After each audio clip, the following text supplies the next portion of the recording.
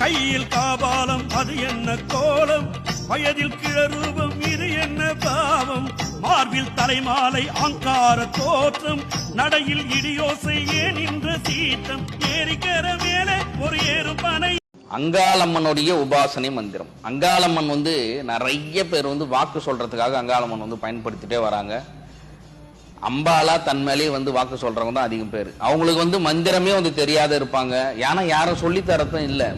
கந்தனிடம் செல்லுங்கள், என்ன வேண்டும் சொல்லுங்கள், வந்தவினை தீண்டுவிடும் மற்றவற்றை தள்ளுங்கள், வந்தவினை தீண்டுவிடும் மற்றவற்றை தள்ளுங்கள்.